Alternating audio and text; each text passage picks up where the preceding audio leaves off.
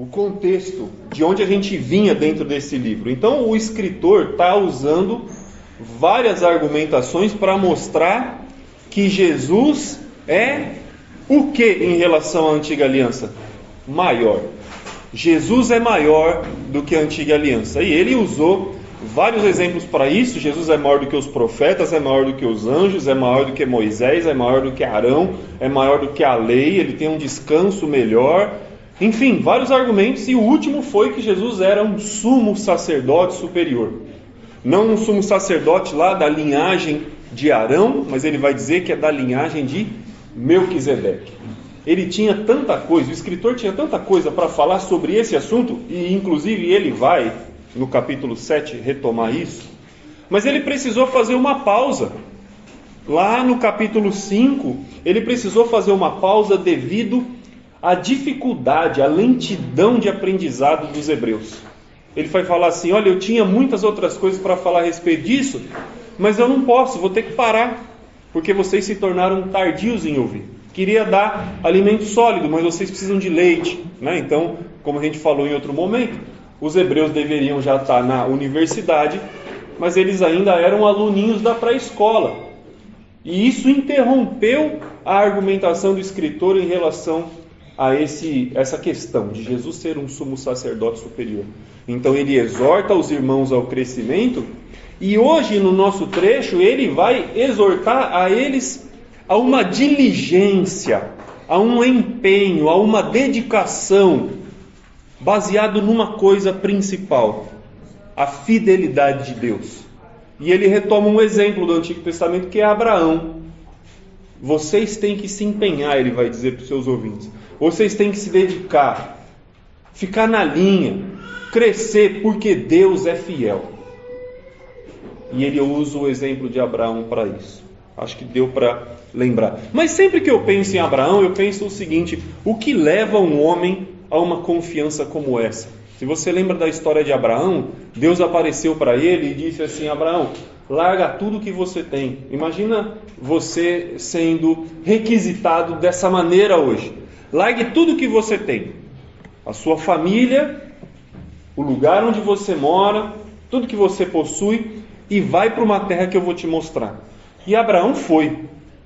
E eu me pergunto, o que leva um homem a uma confiança desse tipo? Quantos de nós renunciaria à nossa própria vida, né? Os apóstolos, inclusive, falaram isso para Jesus, né? Mestre, nós deixamos tudo e te seguimos, o que nós vamos receber em troca? Então, qual de nós tem essa confiança? Ou o que nos levaria a uma confiança como essa? Bom, eu não acreditaria todos os méritos a Abraão. Abraão de fato foi um grande homem de fé. Ele é lembrado nas Escrituras como o pai da fé. Mas o grande motivo que fez Abraão ser fiel a Deus, ou ter esse tipo de fé, foi a fidelidade de Deus. Na verdade, nós olhamos Abraão como o pai da fé, mas não é em Abraão que estão todas as virtudes. É em Deus, porque Deus é fiel. Abraão pôde crer, porque Deus não mente, Ele não falha. Então é isso que faz a diferença. Abraão estava seguro nessas promessas de Deus, assim como um barco fica seguro quando lança âncora. Você já viu um barco no meio do mar, numa tempestade? Ou o que o mar faz com o barco? Você estaciona o barco aqui, e dali tantas horas ele não está mais aqui. A maré vai levando ele. Se estiver perto da praia, leva para ficar preso, atracado lá na areia. Se estiver perto das pedras, empurra contra as pedras. Se estiver no meio do oceano, leva e você se perde. Então o que faz um barco ficar seguro? A âncora, certo? E a fé de Abraão em Deus era como a âncora de um barco, lançada no fundo do mar. Deixou Abraão ligado a Deus. E isso trouxe toda essa confiança. O barco, por maior que seja, ele é vulnerável. Aí um navio daqueles gigantescos que carrega container, no meio do mar, ele é vulnerável. Ele só fica parado Quando ele baixar a âncora, quando ele atracar no cais, quando passar a corda lá, enfim, né? Eu não sou não sou navegador, mas pelo que eu dei até uma estudada nisso para não falar besteira, porque vocês vão entender porque que eu estou falando sobre barco, sobre âncora. Mas é isso, não importa o barco ser grande, ele precisa se ligar a um ambiente seguro, e o ambiente mais seguro para o barco é o fundo do mar. O barco está lá no meio do oceano lá. Qual que é o lugar mais perto que ele tem? É o fundo do mar. Então ele vai descer a âncora para se ligar. Então aquela segurança que é do solo lá do fundo, passa para ele. Por meio da âncora, o navio fica ligado ao solo e ele se torna seguro. Não perde essa ideia, porque essa questão da segurança que o solo dá, tem a ver com Deus nessa argumentação do escritor. A fidelidade de Deus. Deus é fiel ou não é? Sim. Deus é fiel. E essa fidelidade de Deus é como um solo seguro. É como um solo seguro, onde a gente tem que se fixar. A gente diz aí, Deus é fiel. Vocês falaram, Deus é fiel. Por que a gente fala isso? As pessoas falam isso aí fora. Deus é fiel. Está escrito nos adesivos, nos carros, na traseira do caminhão está escrito, Deus é fiel. Tem gente que faz tatuagem, Deus é fiel, usa... Enfim, a gente fala isso normalmente. E talvez você já provou dessa fidelidade de Deus. Você dependeu de Deus e Deus providenciou o que você precisava. Alguém entrou na sua casa, né? E não aconteceu nada com você. Você sofreu um acidente e saiu ileso. Você foi demitido no seu emprego e você não passou fome. Deus é fiel. E nós podemos dizer isso, porque já provamos dessa fidelidade de Deus. Mas a fidelidade de Deus não é assim tão empírica. A gente diz porque experimentou. A gente também pode dizer isso porque a Bíblia diz isso. Porque a fidelidade de Deus é algo comprovado nas Escrituras. E a Bíblia fala sobre essa fidelidade de Deus. Ela faz afirmações claras de que Deus é fiel. Ela mostra por meio de vários exemplos, Deus é fiel.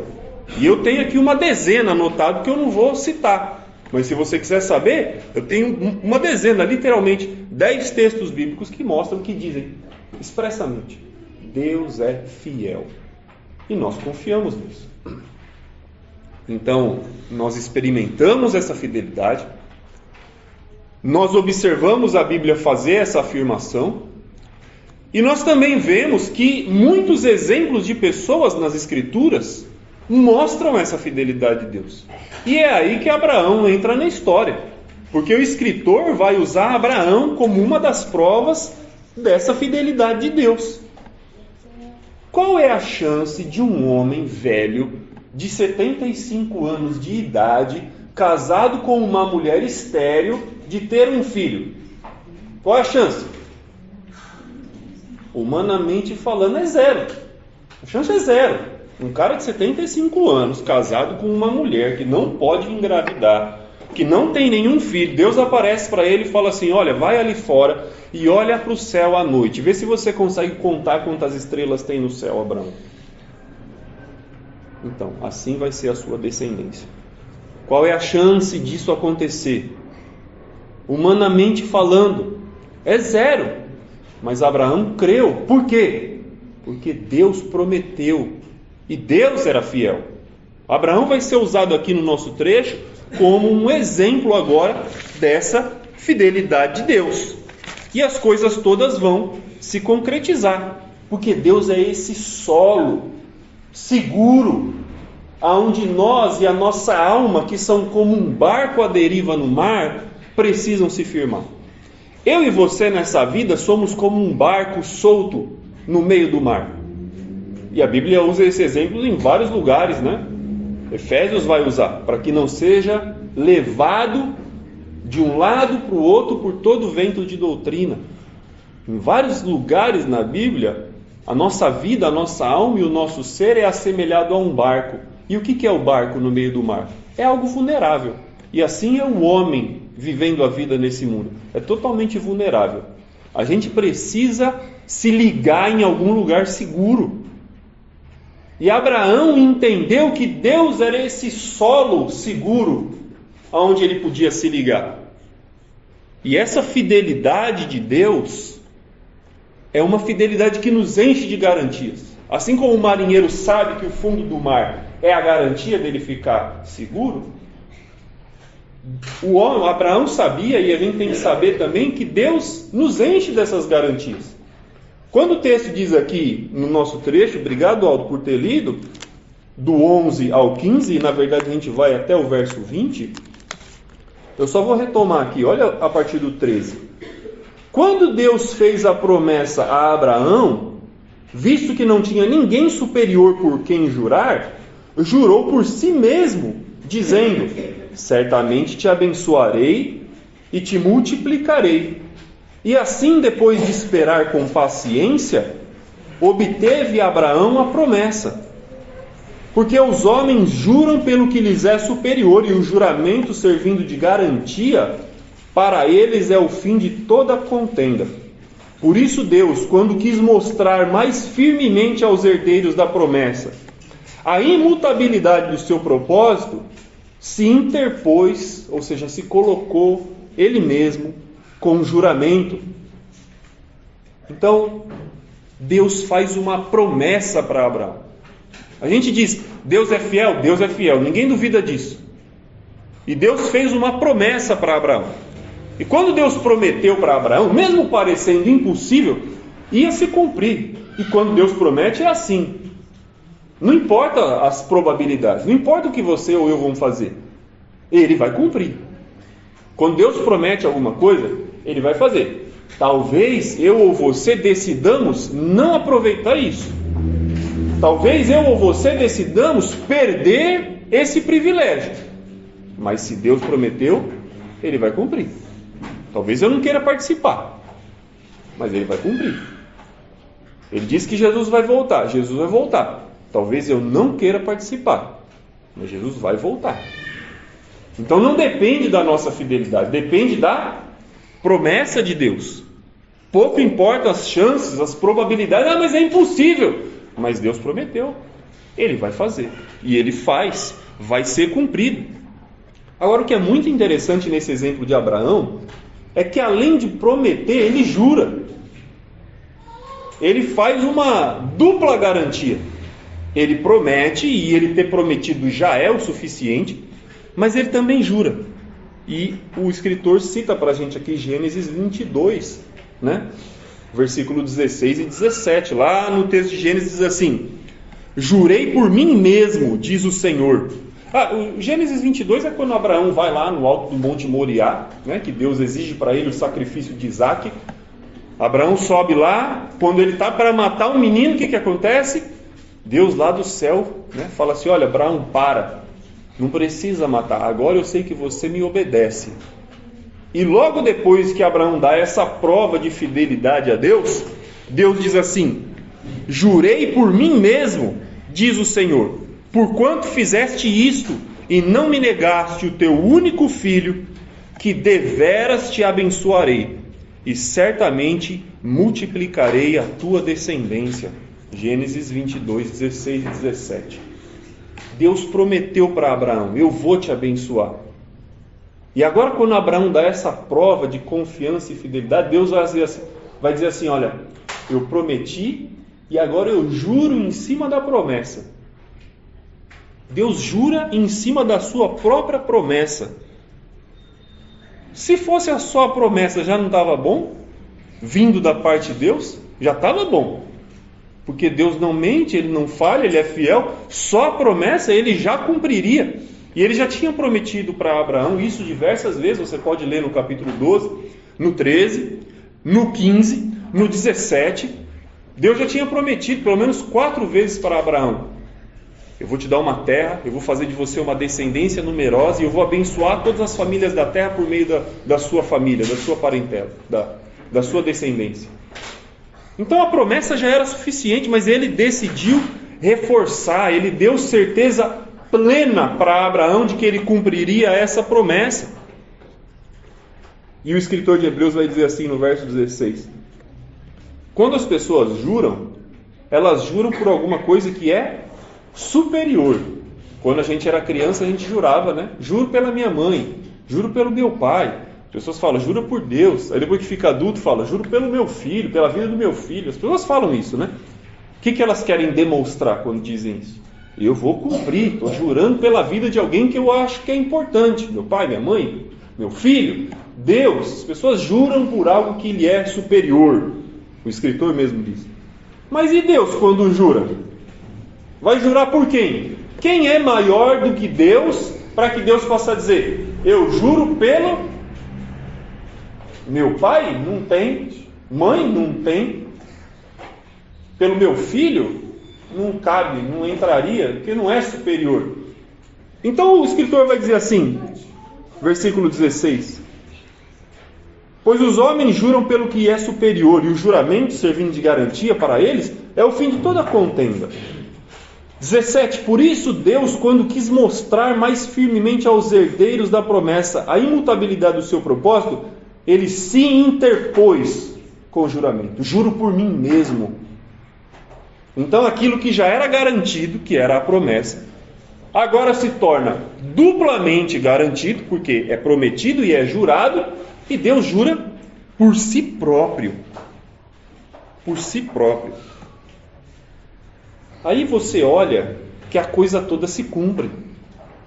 Tudo que Deus falou aconteceu. Todas as promessas de Deus se cumpriram.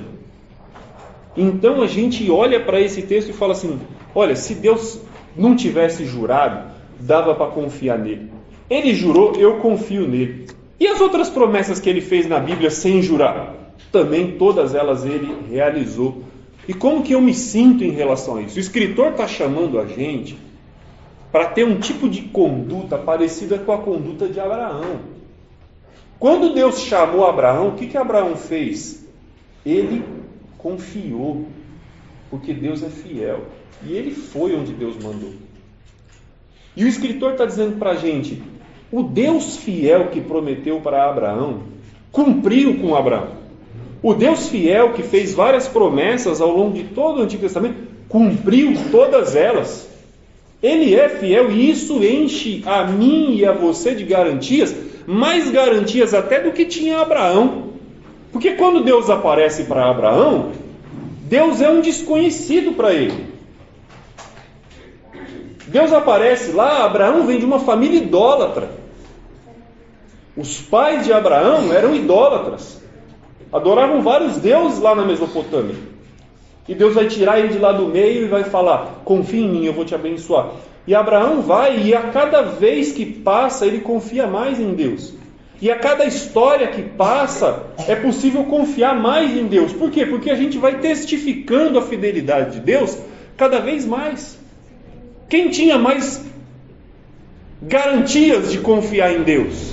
Abraão ou nós? Quem tem mais garantias? Nós. Por quê? Porque você tem a história toda que te mostra que Deus é fiel, enquanto Abraão não tinha isso para ler. Sabe quando alguém chega para você e te pede uma coisa muito valiosa?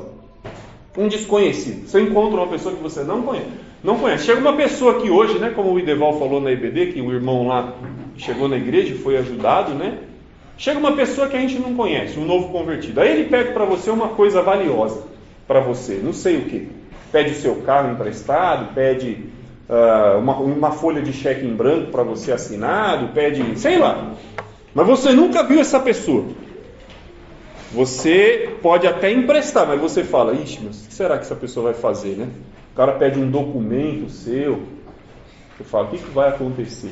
Talvez você pode até confiar e emprestar. Mas você fica meio assim, porque você não sabe quem é aquela pessoa. Mas vamos dizer que aquela pessoa pega um negócio com a Tati e devolve, paga, pega com o seu Ivan e paga, pega com o Francisco, paga, pega com o Toninho, paga. Você vai vendo que aquela pessoa ela é fiel. Ela vai demonstrando a fidelidade dela. E depois ela pede para você. Quando você já visualizou que essa pessoa ela é fiel, você empresta. Porque ela provou a fidelidade dela com várias pessoas. Então você fala, essa pessoa ela é bom caráter. Então o que eu só estou dizendo esse exemplo? Por quê? Porque é isso, a gente tem mais condições do que Abraão.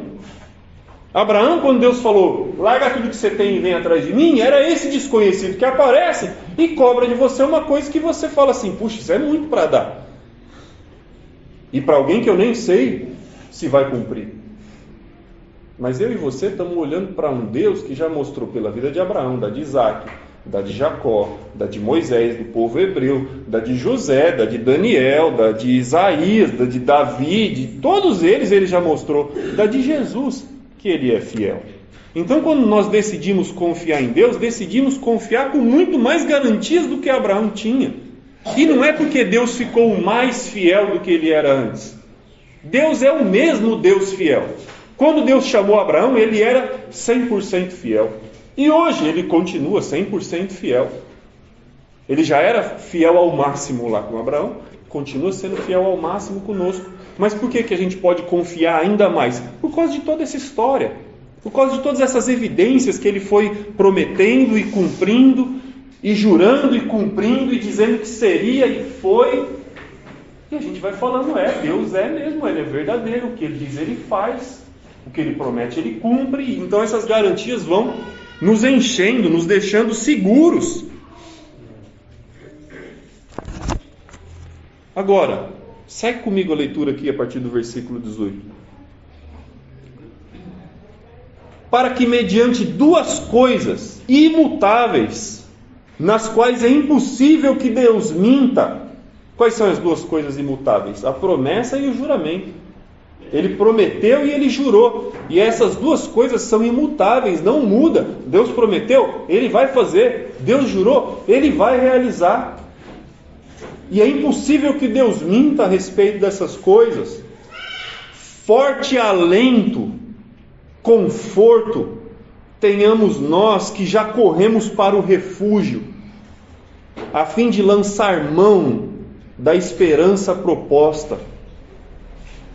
Esperança essa que nós temos, ele vai dizer no verso 19, como uma âncora para a nossa alma, segura e firme, que penetra além do véu.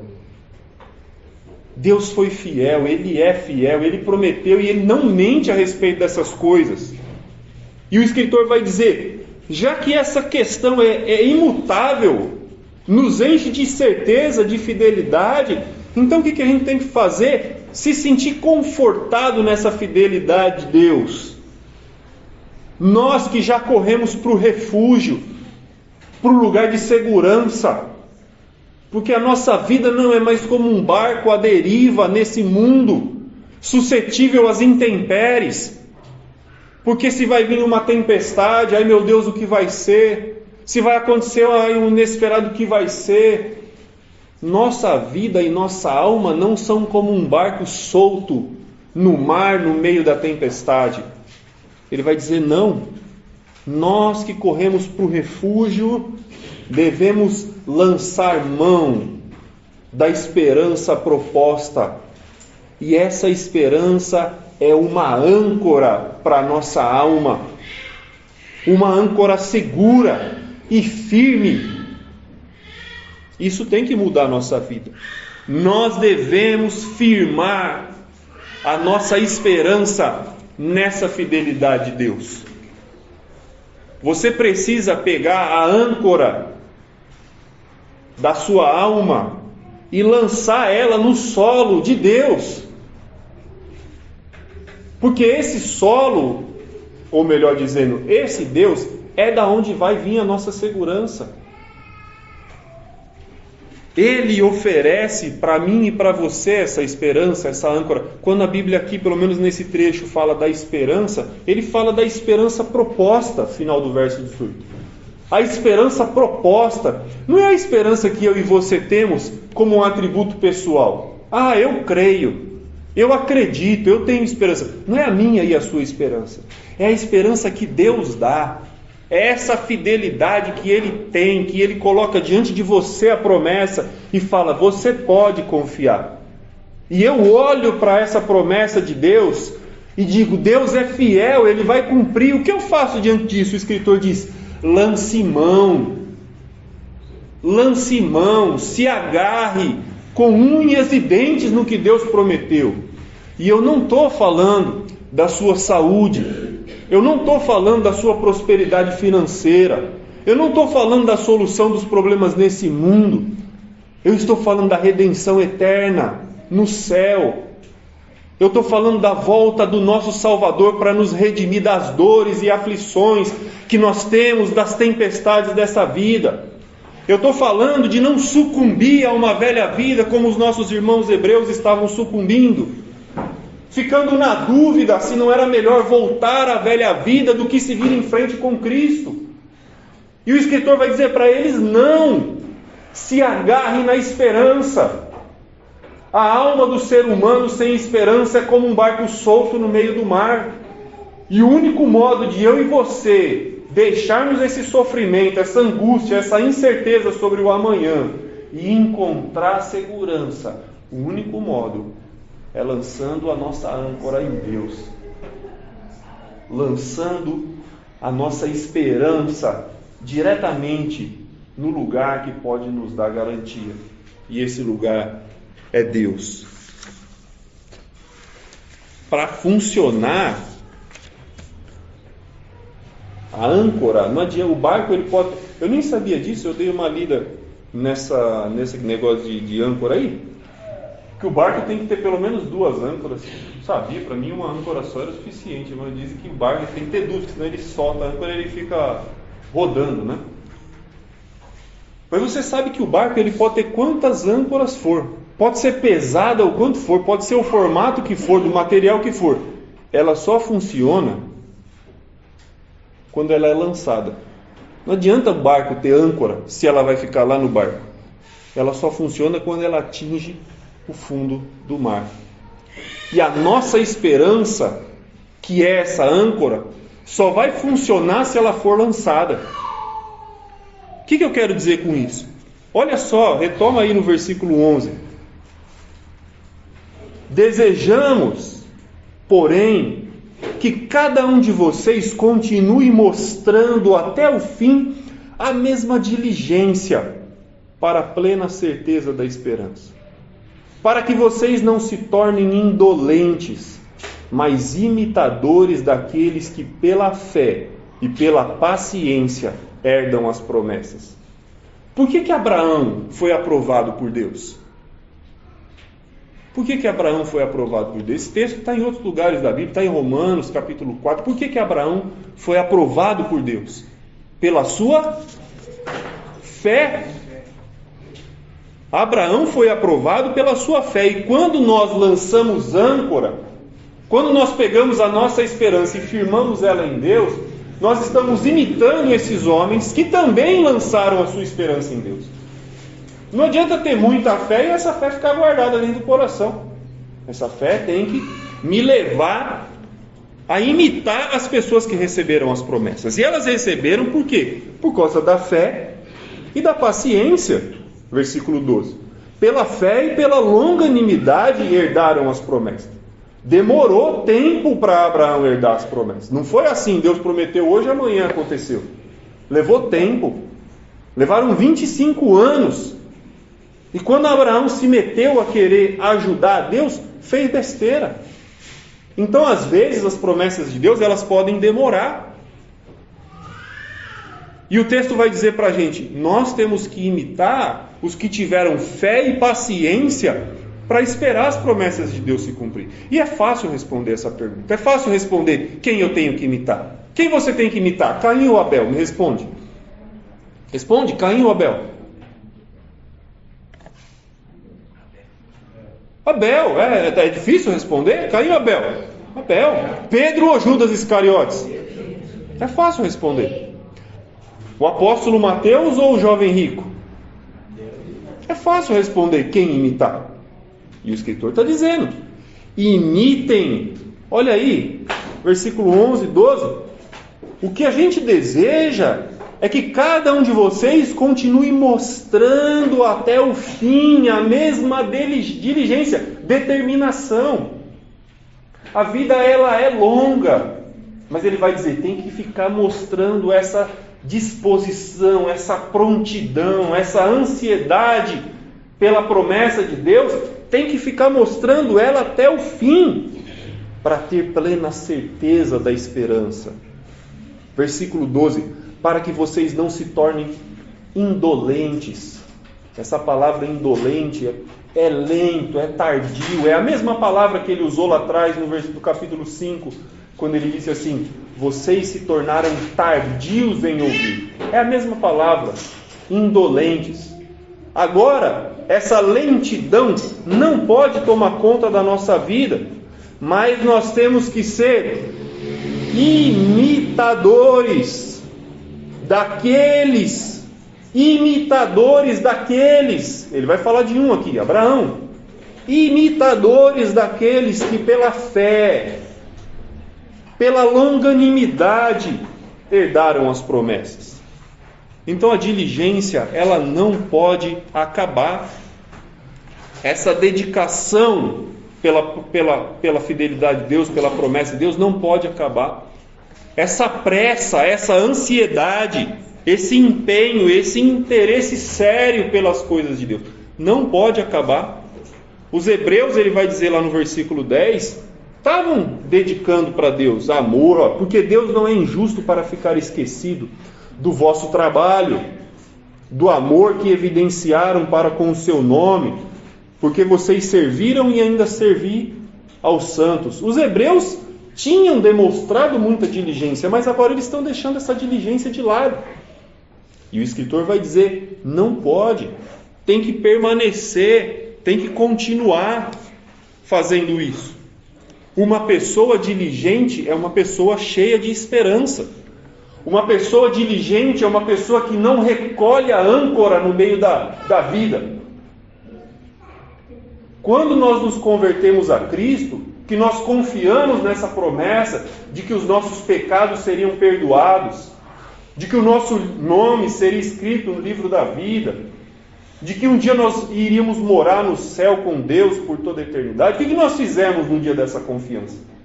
Lançamos a âncora. Lançamos a âncora.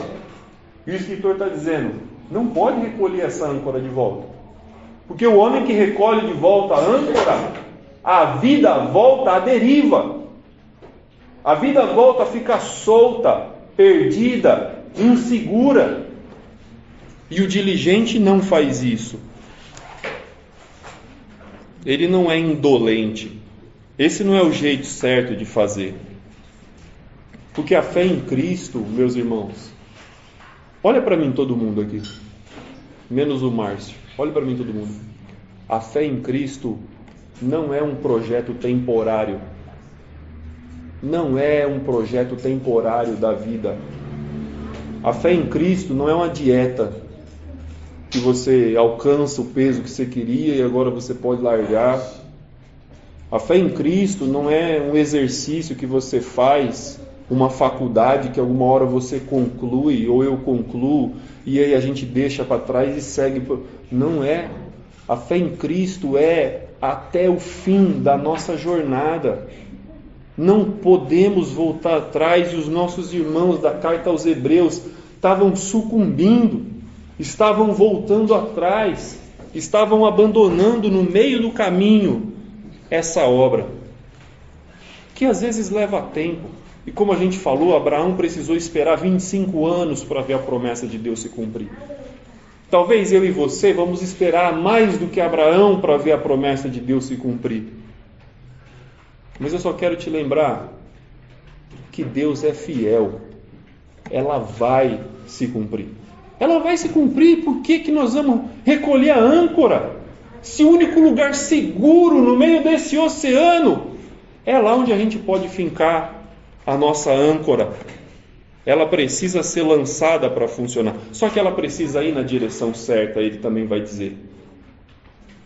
Ela precisa ir na direção certa. Eu volto lá no final do trecho e a gente está encerrando. Finalzinho do verso 18, ele diz assim: é impossível que Deus minta. Forte conforto tenhamos nós, que já corremos para o refúgio, a fim de nos agarrar e não soltar essa esperança que Deus colocou diante dos nossos olhos, e que é para nós como uma âncora para a nossa alma. que nos deixa seguro, firme. E essa âncora de esperança, ela penetra além do véu. O barco, quando lança a âncora, lança para onde? Para baixo. Mas a minha e a sua esperança, a nossa âncora, ela é lançada para cima. Ela é lançada e penetra além do véu. Aonde Jesus, como precursor, entrou por nós, tendo se tornado sumo sacerdote para sempre, segundo a ordem de Melquisedeque. Sabe quando os discípulos ficam olhando para cima e Jesus está subindo lá no começo do livro de Atos? Poxa, onde que Jesus foi? Então a sua esperança segue ele. E lá onde ele entrou, no santuário celeste, no verdadeiro santuário, não feito por mãos humanas, mas o verdadeiro santuário é onde Deus habita, Jesus entrou lá e a minha e a sua esperança penetram além do véu do lugar santíssimo atrás de Cristo, seguindo Ele, porque é lá a nossa segurança, porque é lá onde eu vou entrar também.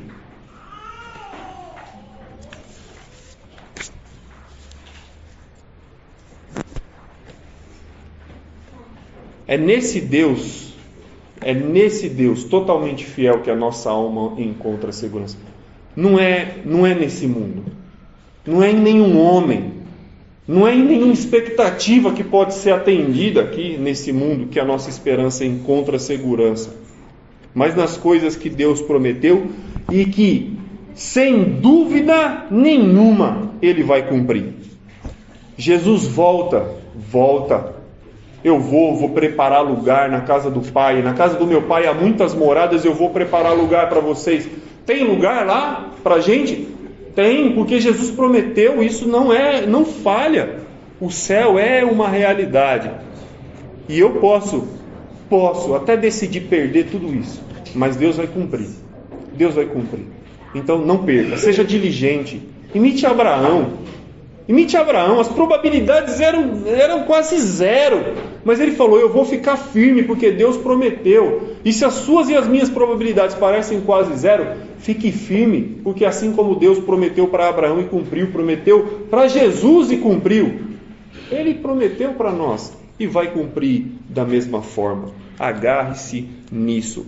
Assim como o navio precisa de uma âncora, para ficar seguro, e essa âncora precisa encontrar o fundo do mar para se tornar eficaz, assim também o ser humano precisa de esperança, e essa esperança precisa estar fincada em Deus. Não adianta qualquer esperança, é a esperança certa, na promessa de Deus, em Deus, na pessoa dele.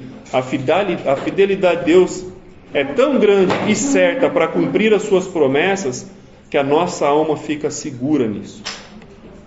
A nossa vida é longa, e às vezes parece mesmo que está demorando para Deus cumprir, mas Ele vai cumprir.